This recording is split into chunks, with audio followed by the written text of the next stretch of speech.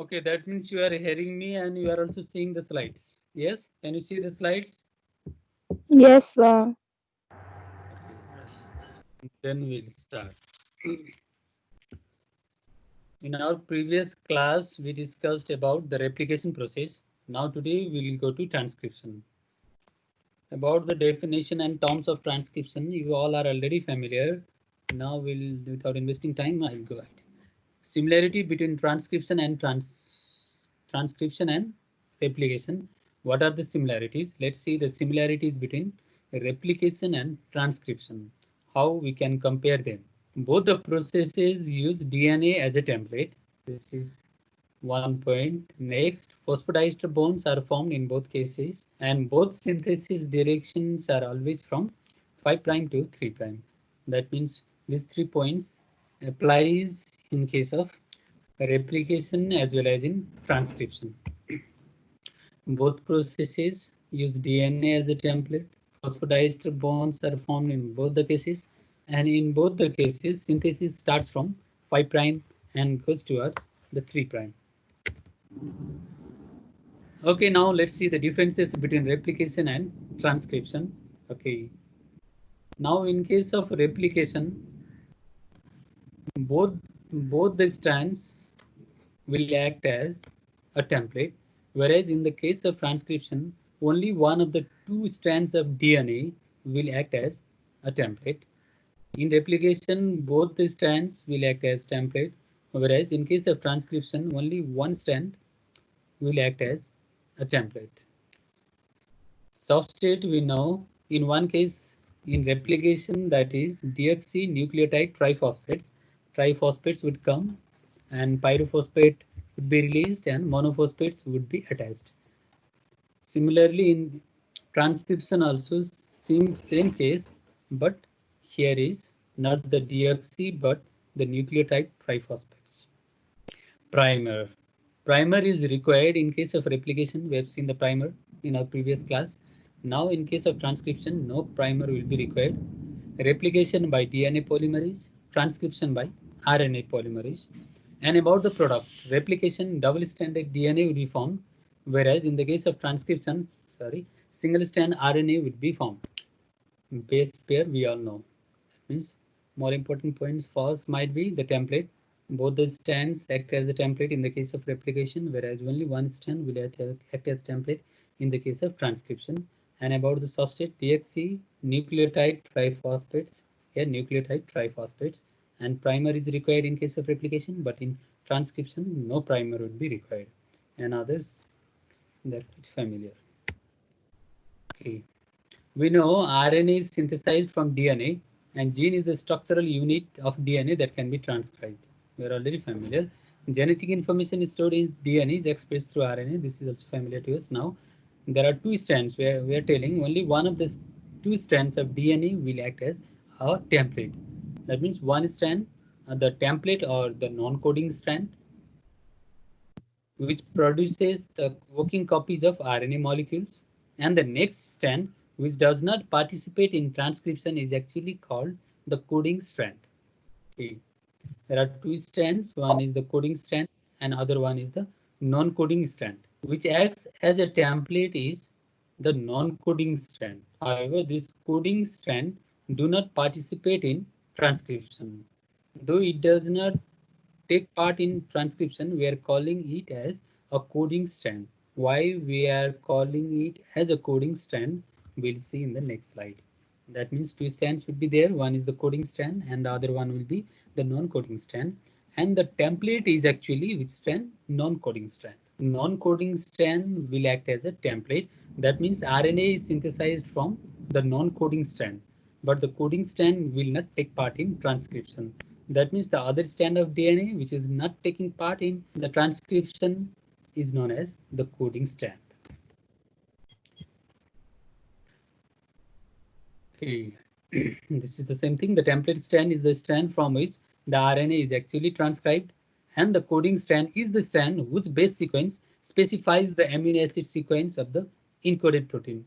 Actually, the coding strand will not take part in transcription, but its sequence would be similar its sequence would be similar to that of RNA formed, except in the case of thymine and uracil. We'll see example two. Okay, let's see. These are the two strands of DNA. One is the coding strand, and another one is the non-coding strand or the template strand. One is the coding strand, the other one is the template strand or the strand from which mRNA will be formed. Okay, that means from this template strand, by the process of transcription, RNA is produced. Okay, from this template strand or from this non-coding strand, by the process of transcription, RNA is produced. And if we compare the sequence of this newly formed RNA, we can see the sequences are the same as that of the DNA strand, which has not actually participated in the process of transcription.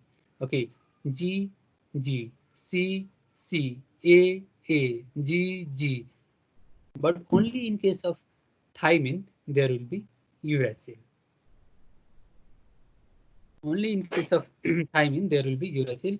Except for that, all the sequences would be the same of that DNA sequence which has not taken part in transcription. That's why this is known as the coding strand, and this is the non-coding or the template strand. Okay. And the transcription is selective. That means the entire molecule of DNA is not expressed in transcription. When we have studied about replication, all the DNA molecules and both the strands of DNA molecule are copied. Of DNA is transcribed, but only the selected region of DNA transcribed to produce RNA. The product formed in transcription is primarily transcript, which is inactive. That means after the formation of RNA, there will be other modifications.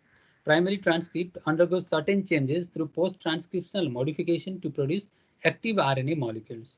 And about this post-translational modification, we'll study in our next class. Actually, mRNA in eukaryotes, there is a much more post-translational modification process than in the mRNA of prokaryotes. And in case of tRNA and rRNA, there are little post-transcriptional changes. Okay, now we'll go to RNA polymerase. The enzyme responsible for RNA synthesis is RNA polymerase, or in full name DNA-dependent RNA polymerase, because it polymerizes RNA. That means it synthesizes RNA based on the DNA strand. That's why DNA-dependent RNA polymerase. The prokaryotic RNA polymerase is a multiple subunit protein. Okay, prokaryotic RNA polymerase is a multiple subunit protein. In case of eukaryotic system have three kinds of RNA polymerases, each of which is a multiple subunit protein. Okay, actually eukaryotic RNA polymerase as well as prokaryotic RNA polymerase, they are multiple subunit protein.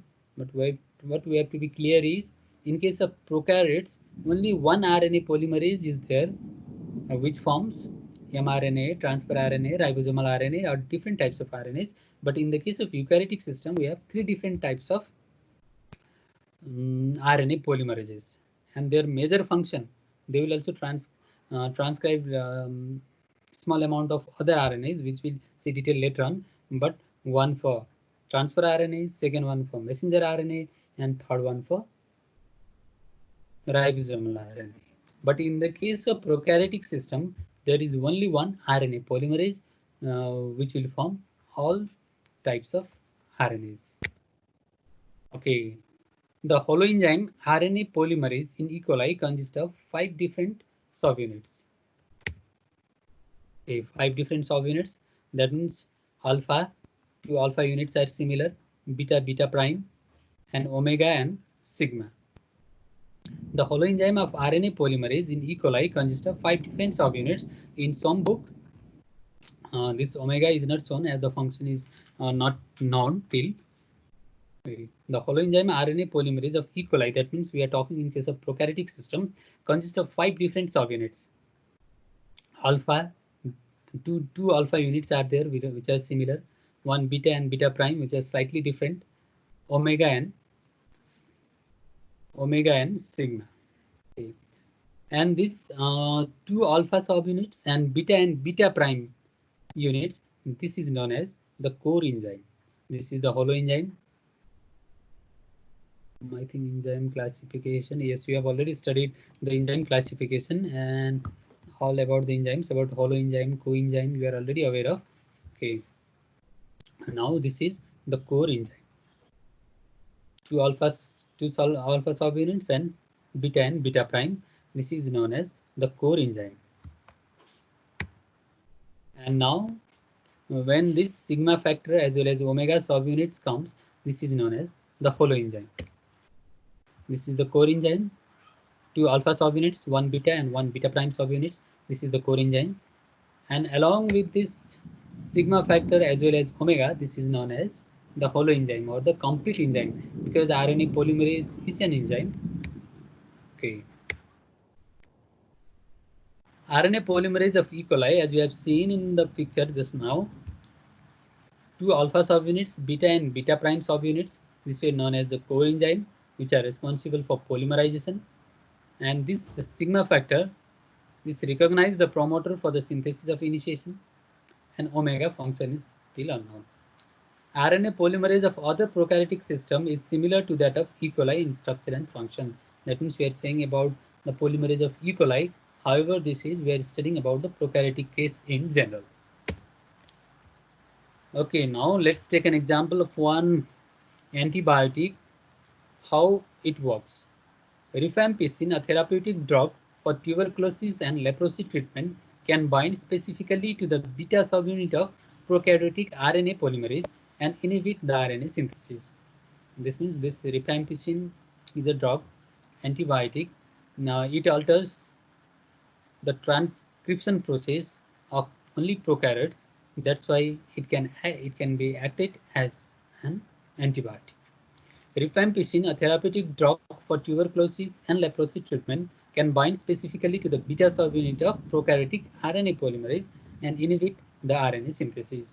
As the transcription process is different in eukaryotes and prokaryotes, and different types of proteins are involved, it has given us a chance that we can use different types of drugs only to inhibit the microorganism or the prokaryotic one, whereas it will not interfere with our body.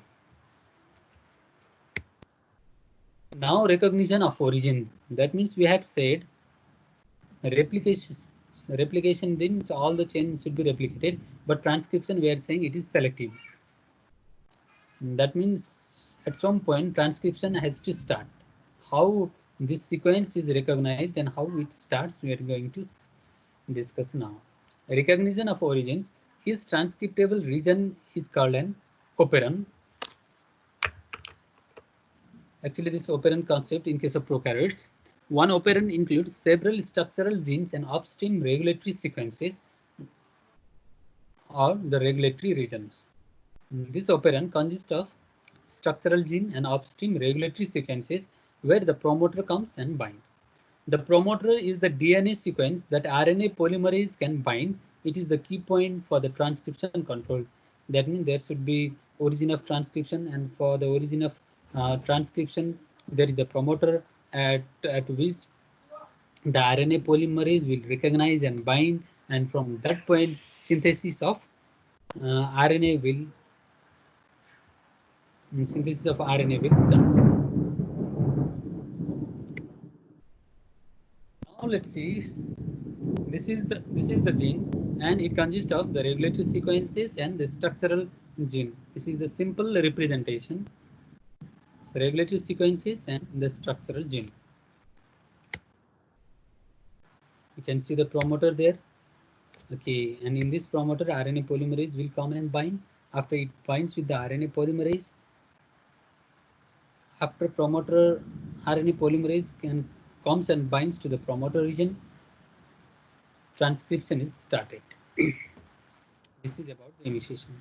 Transcription involves three different stages. We can study this also in three different stages as we have studied replication.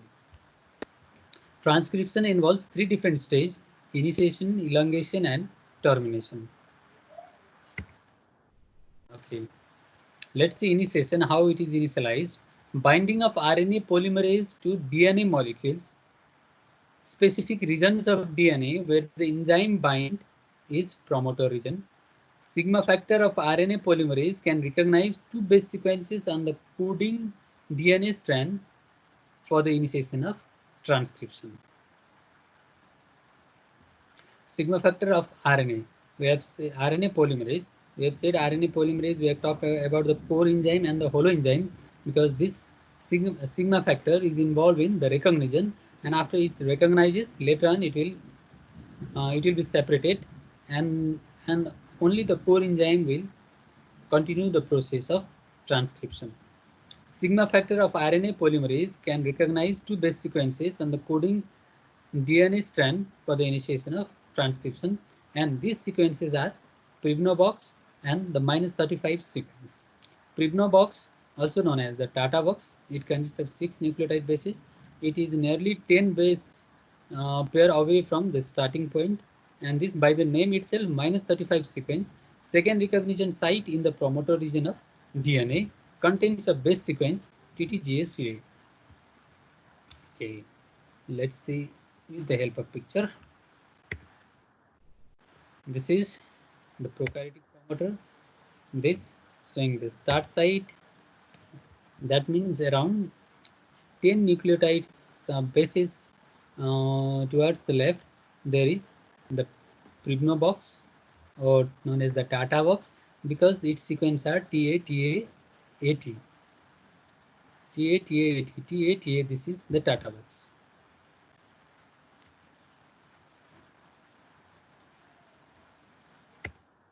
Next, in the sequence about -35 region, that means 35, about 35 base pair before the starting site. This is the -35 region, TTGA-CA region. These two are the consensus sequences. This -35 region sequence is the recognition site and the binding site of RNA polymerase. That means the RNA polymerase will come and bind here, and it starts sliding in this direction, and when it attaches to this region, then the stable complex will be formed.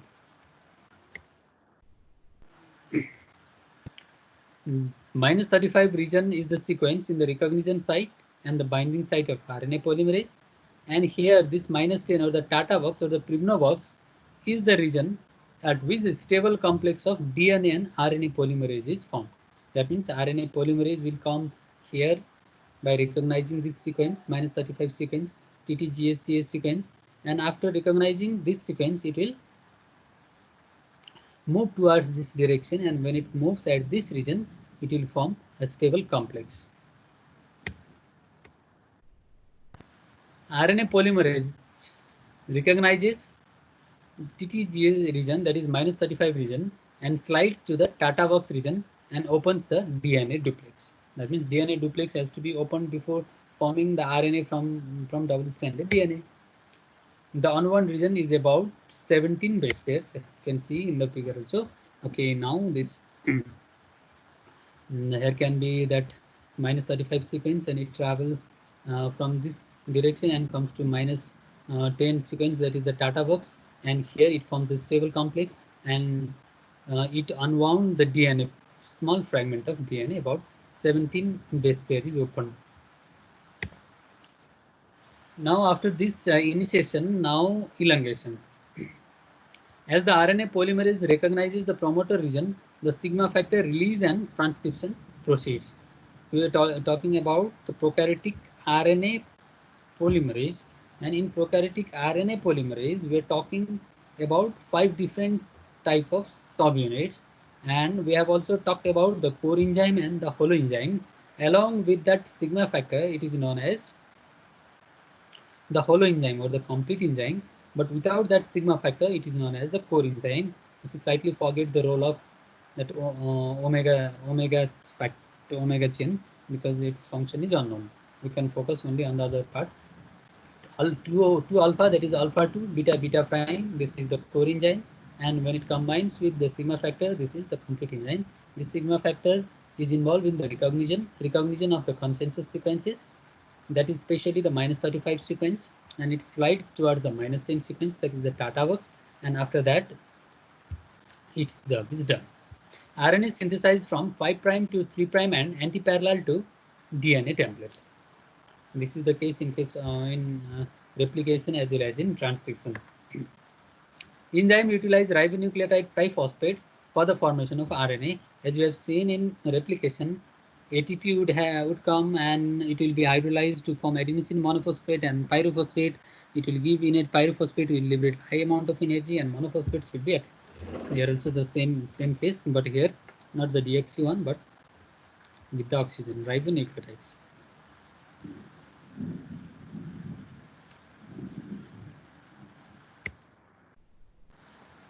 And now the termination. Process of transcription is stopped by the termination signal. There are two types of termination. One is row dependent termination and the other one is row independent termination. Okay. We are talking about the transcription, focusing on the prokaryotic transcription, and here also we have divided as initiation, elongation, and termination. Once the promoter is bound with the RNA polymerase, it will initiate the process. After initiation, there will be the elongation, and elongation will be done by the core enzyme. And after the process of elongation, there will be termination. And there are two types of termination in prokaryotes. We are talking about the prokaryotes. Two types of termination. One is the row dependent termination, and other one is row independent termination. Row dependent termination. Are you getting my points? Yes, sir. Yes, sir. Yes, sir. Or you are just signing in and just sleeping? No, sir.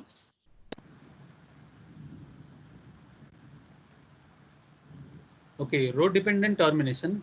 There are two types of termination, as we have said. One is the row dependent termination and the other one is row independent termination, and this row is a type of protein.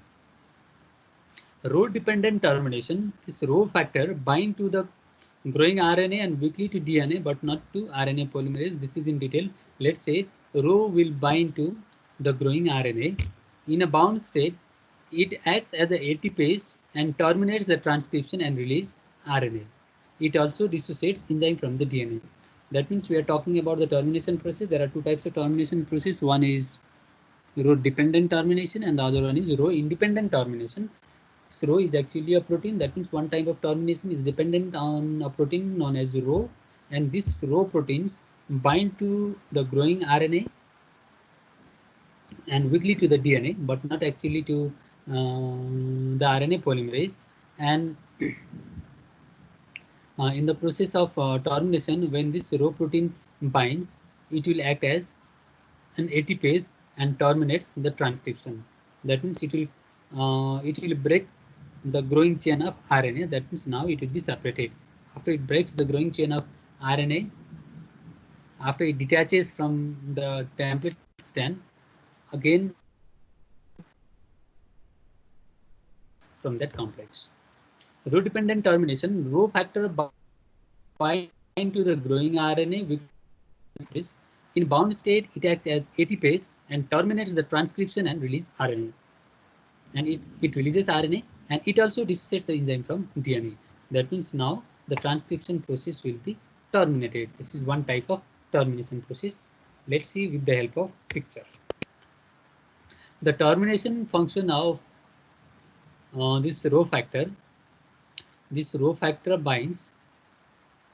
Yes, this row factor binds to the growing RNA polymerase, and sorry, not RNA polymerase, binds to the growing RNA and weakly to the DNA, but not to this RNA polymerase.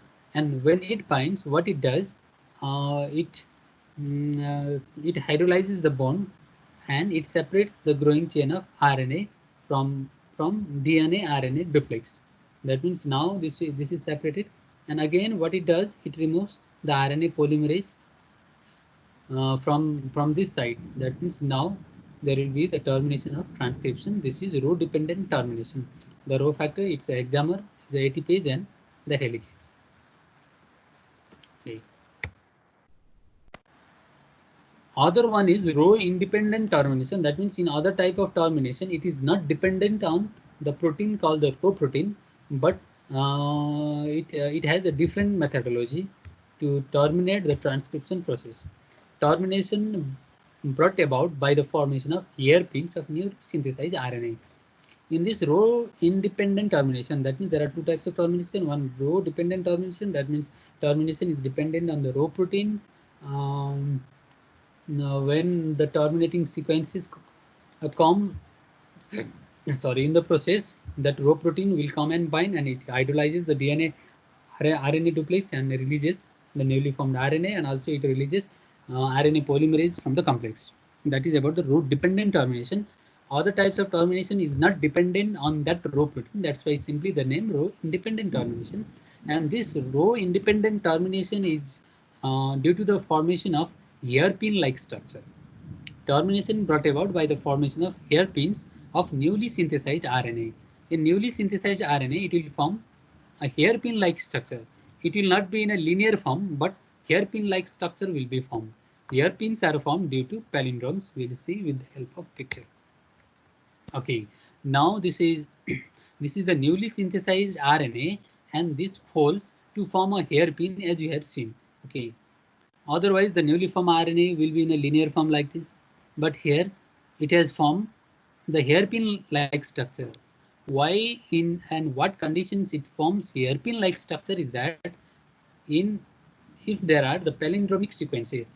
What type of sequences are called the palindromic sequences? Let's see.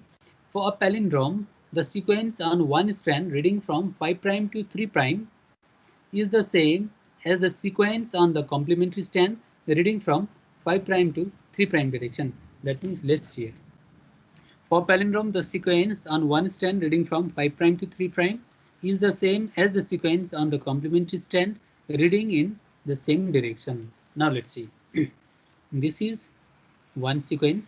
Now let's suppose this is the below one. This is of the 3 to 5' direction is in this way. This is TG, TC, GGG, CG. That is we have now read from 3' to 5' for suppose, but usually it is read from 5' to 3'. Okay, now if so, now we'll read this one. Now direction of transcription. Now this sequence is AGCCCGC from 5' to 3'. Now the bottom sequence from 5' this direction to 3' this direction. If you see AGCCCGA, that means these sequences are the same when read in the same direction, not in the same direction like this, but in the same polarity. That means in this case also from 5' to 3', and in other case also 5' to 3'. If you read, they are the same.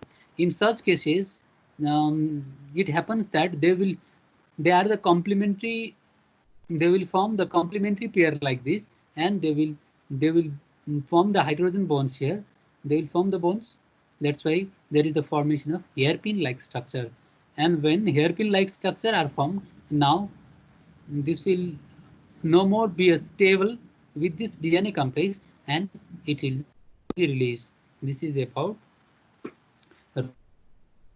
row independent termination. Row dependent termination was dependent on a protein known as row. This is row independent termination. This row independent termination is due to the formation of hairpin loops, and this hairpin loops is found due to the palindromic sequences. Palindromic sequences are the sequences which are same when read in both strands in the same polarity direction, and in such cases it happens that the after a short chain there will be the complementary sequences, and these complementary sequences will bind from bones to form hairpin-like structures, and this will disrupt this DNA and this RNA duplex, and this DNA and RNA duplex now is unstable and it will be released. This is about row independent termination. Okay, by this we have discussed about transcription in prokaryotic case, and let's analyze this picture. This is the prokaryotic case. Sorry.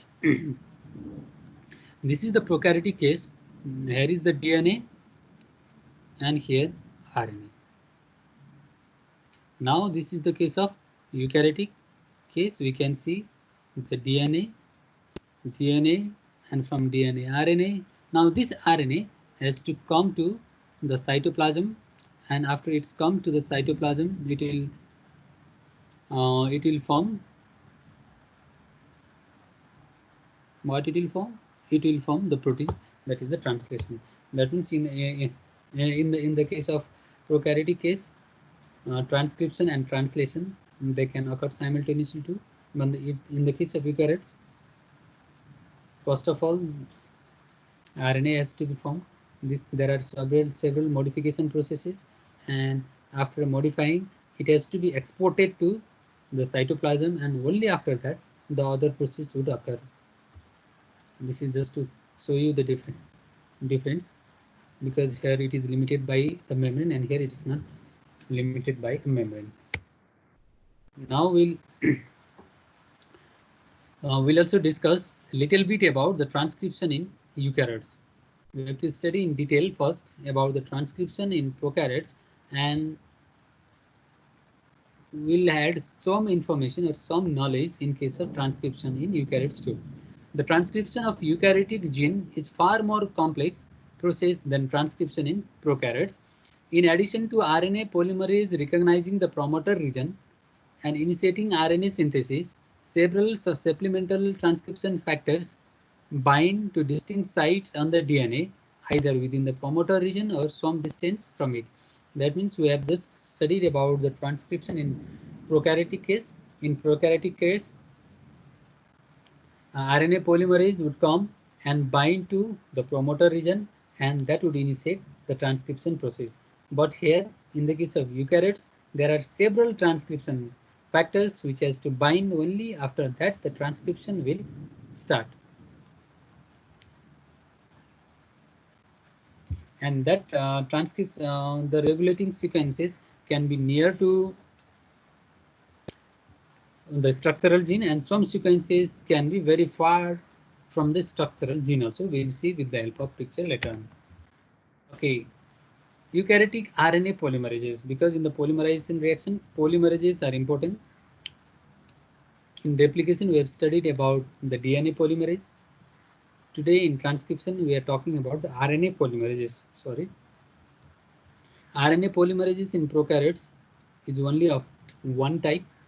That means either mRNA or tRNA or ribosomal RNA, all are formed by that one type of RNA polymerase. But in eukaryotic case, they consist of three different type of RNA polymerases. We cannot say that one is for transfer RNA, other one is for messenger RNA, and the other one is for messenger, transfer, and ribosomal RNA separately. But that is the approximate one, because if you see RNA polymerase 1, it transcribes only ribosomal RNA. But if you see RNA polymerase 2, it transcribes messenger RNA and some small nuclear RNAs.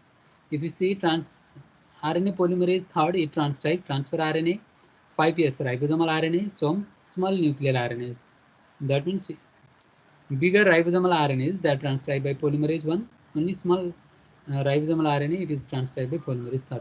But for simplicity, we can say that RNA polymerase 1 will transcribe ribosomal RNA, RNA polymerase 2 will transcribe messenger RNA, and RNA polymerase 3 will transcribe transfer RNA.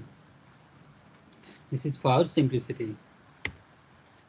Okay, RNA polymerase 2. RNA polymerase 2 is central to eukaryotic gene expression, because gene expression means from DNA to RNA to proteins. That means mRNA is the one from which the protein is synthesized. That's why RNA polymerase 2 is the central to eukaryotic gene expression and has been studied extensively. RNA polymerase 2 is a multi-subunit enzyme with multiple subunits, let's say 12 subunits, multiple subunits. RNA polymerase 2 requires an array of other proteins called transcription factors in order to form the active transcription complex. That means in the case of prokaryotic case, there were not the transcription factors, only that RNA polymerase would come and bind to the promoter region and directly initiate the process. But here there are several transcription factors. Transcription factors second. Why second? Because this is we are talking about RNA polymerase second. Okay, here other clinical importance. Alpha amanitin, that is the fungal toxin from Amanita phthalates. It is a cyclic octapeptide with unusual amino acid. Why we are discussing this is an inhibitor of eukaryotic RNA polymerase. This alpha amanitin, which is we can simply call it as a fungal toxin. This alpha amanitin is a fungal toxin from Amanita phthalates. This is a cyclic octapeptide with unusual amino acids. This is the inhibitor of eukaryotic RNA polymerase. Why fungal? Why this amanitin is a toxin is this is the inhibitor of eukaryotic RNA polymerase. Earlier we have seen as an antibiotic that antibiotic would disrupt only the prokaryotic mechanism, but here this amanitin, alpha amanitin, which is a fungal toxin, it interferes with the eukaryotic system. That's why this is the poison, and that one was just an antibiotic. That was the poison for just the prokaryotic phase, so that we could take in our body without interfering our system. But here alpha amanitin, this is a toxin. Alpha amanitin is a toxin because this is the inhibitor of RNA polymerase, mainly type second. Just discussing type second is the one to produce mRNA. Okay, let's see more about this alpha amanitin. This alpha amanitin, especially in the nucleoplasm, that is the nucleus, mRNA precursors and small nuclear RNAs are strongly inhibited. However, this transfer RNA and this ribosomal RNA are also inhibited in high concentration, whereas this is of more importance to mRNA precursors. Because we have said the earlier slide, this is the inhibitor of eukaryotic RNA polymerase type second. The effects of alpha amanitin, mRNA precursors, and small nuclear RNAs, these are strongly inhibited. Now we'll see the promoters, because in case of prokaryotic system also we had seen the promoters at which the promoter would come, at which the RNA polymerase would come and bind. There we have just talked about two types of consensus sequences. One was the Tata box, at about -10 distance. That is -10 means just before 10 nucleotides, 10 nucleotides. Next one -35 sequence. But here consensus sequences, not only two, but we'll talk about the three consensus sequences here. Promoters much more complex than those found in the bacteria. These are consensus sequences located at the upstream region of the coding strand, that is at the 3' end of the strand, template strand. Mutations of this region usually significantly lower the rate of transcription, because the mutation, once mutated means RNA polymerase will not come and bind. It's not the new thing. Okay. Consensus sequences, here we have three consensus sequences we talk. One is the Tata box, which is very similar to the prokaryotic Tata box, except the sequence is slightly different and is located in between -25 to -30. TAT was there, but here TATA at around -25 to -30 sequence. Cat box located between -70 to -80, and GC box usually has the sequence this and is typically found around -100 sequence. That means the consensus sequence in case of prokaryotic case, we talked about the two consensus sequences, but here in the case of eukaryotes, we are talking about the three consensus sequences, and this the same Tata box is similar, only the nucleotide, how many nucleotides away is different, and in case of eukaryotic case, this is known as the Hogness box. There are enhancers also. In the case of eukaryotic case, there are enhancers. Enhancers are the elements, these are the sequences located in a variety of regions of the gene, both upstream and downstream of the transcription start site, and even within the transcript portion of some genes. Enhancers increase the transcription rate by several folds. Actually, there was no case of enhancer in prokaryotic case. We have not explained enhancers in case of prokaryotic case, but in case of eukaryotic case, we are also talking about the enhancers. These enhancers are the sequences which may be located at a variety of regions of the gene, both upstream, downstream, as well as within the gene sequence also. Let's see how they work.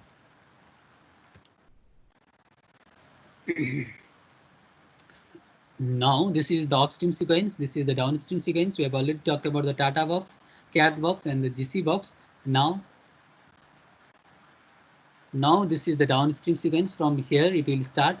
There are some exons and introns and also the untranslated regions. But before detail on that, we're talking about the enhancers. These enhancers can be the sequences far from the start site also. You can see this is the enhancer sequence. Now this enhancer sequence will bind with the transcription factor at the promoter region. Because now this is the long DNA molecule. Okay, now I'll go line by one, that will be easier for you. Promoter binding transcription factors. These are different transcription factors we'll study in our next class. These are different transcription factors, and this is the DNA molecule. This is the Tata box, this is the GC box, and this is the CAT box. Now we are going to understand about the enhancers.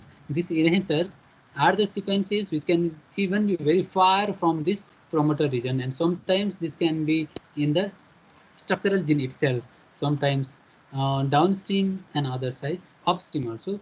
But due to this certain folding, it will come closer, so that enhancer binding transcription factor along with the other protein molecules, this is also bind this transcription factors at the promoter region, and only after that transcription will be initiated.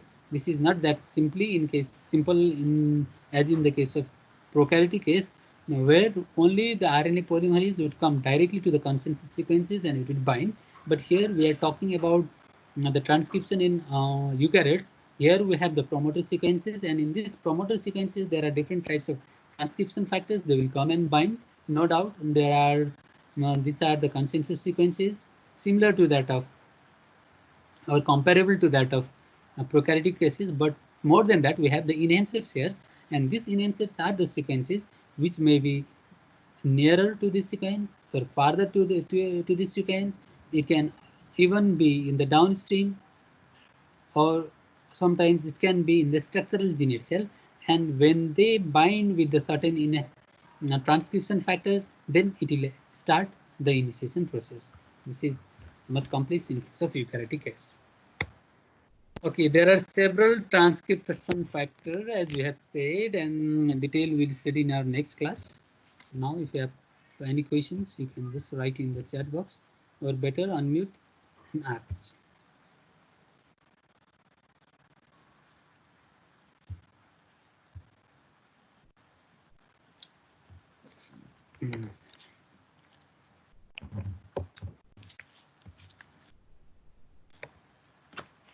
Attendance is, now I'll take your attendance. If you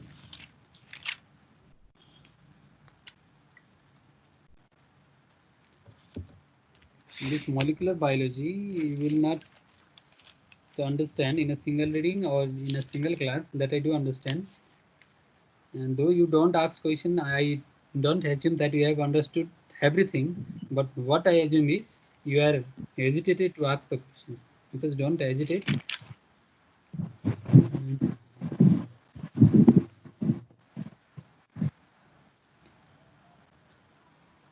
If you have questions, please.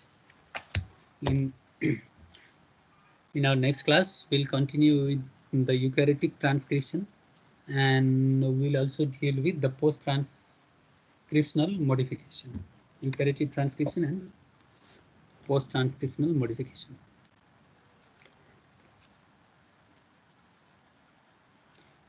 Okay, if any question, please.